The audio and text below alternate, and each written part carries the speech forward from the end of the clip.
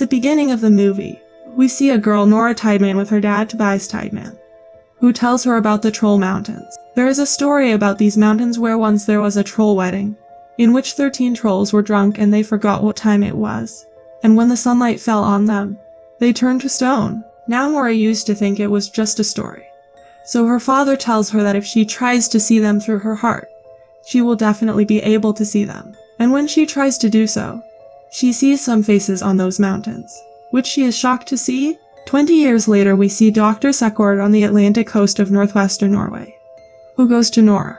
Nora is now a paleontologist, and the doctor tells her that he just got a call from the university. He says that they have been working on this coast for 6 months, but they didn't find anything. But Nora didn't want to give up, and that's when she finds something there, and after looking closely, they find that it's a dinosaur skull. Meanwhile, in the Dovre Mountains, the government is building the Dovre Railroad by breaking the mountains.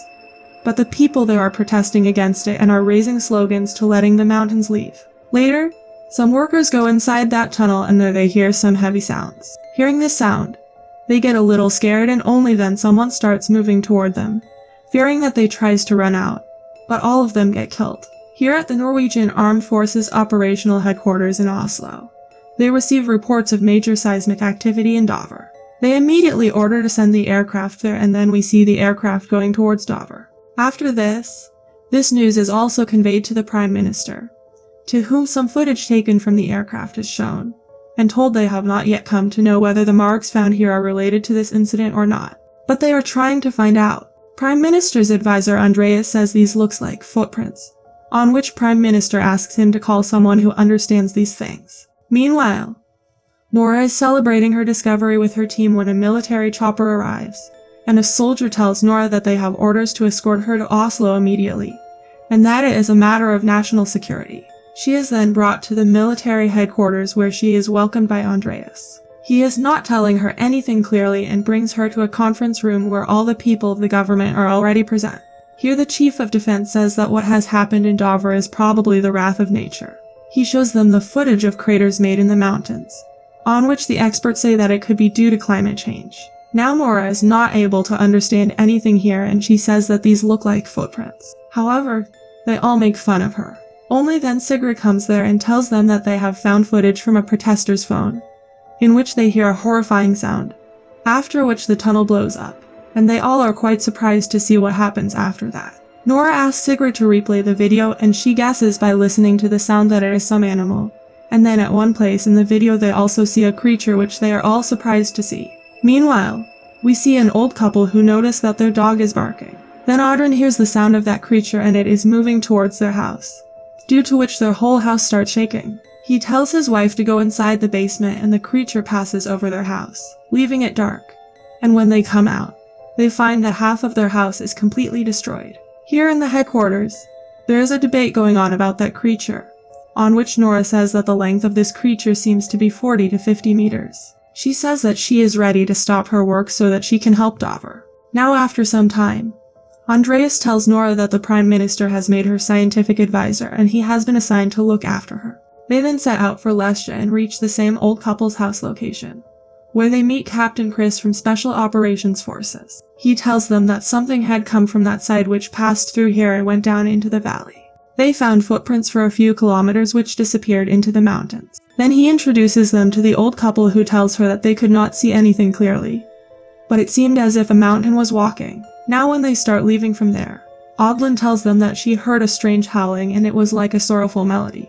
They then begin investigating that place where Nora feels some smell, but Andreas is not getting it. Though they also find a huge footprint which Nora checks, but finds only soil and stones in it. After this, they set out to see more footprints, and Nora says that such a big thing cannot disappear just like that.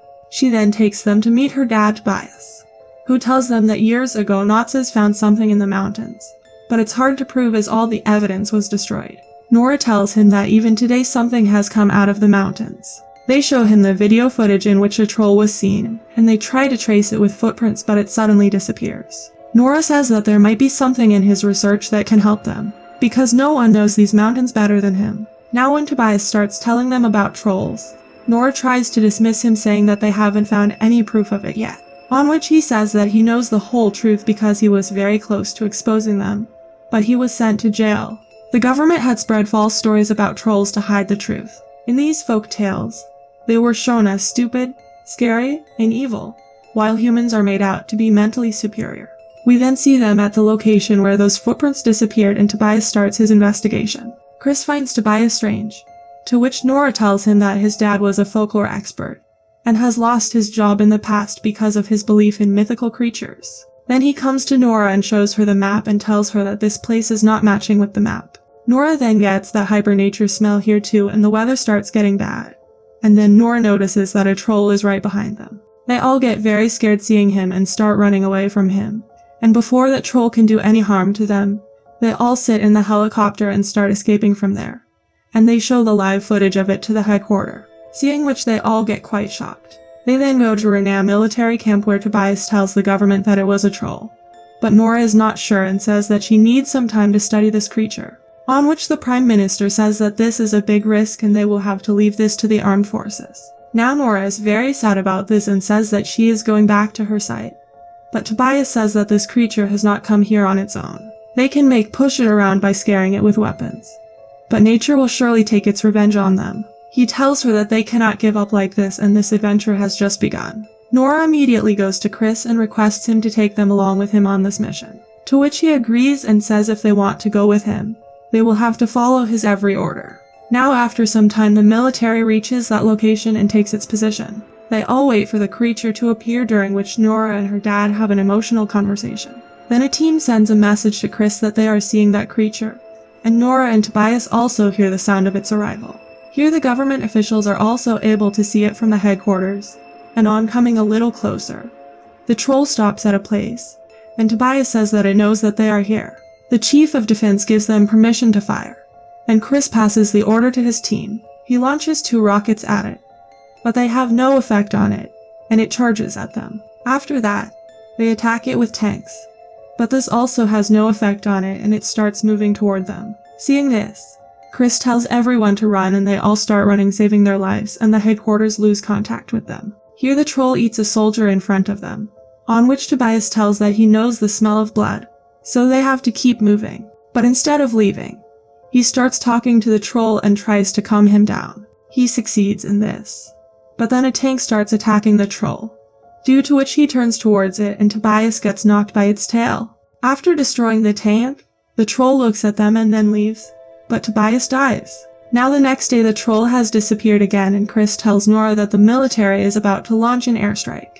Just then Andreas notices something in Nora's book and says that according to her dad, the troll cannot stand the heat of the sun. But in a photo, he is roaming in broad daylight.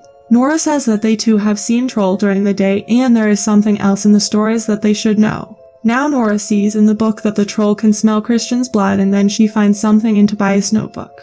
She discusses this with government officials and tells that according to stories, trolls used to attack churches with stones because they could not tolerate the sound of church bells. Then Chris says that they have not faced such an enemy before and he feels that Nora is right.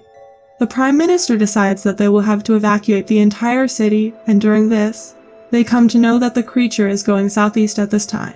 Now the scene shifts to a family park where a child's eyes fall on a statue of a troll, and only then does the ground start shaking there. People get scared due to this, and only then the troll reaches there. Seeing that there is chaos in the park, people start running from there to save their lives.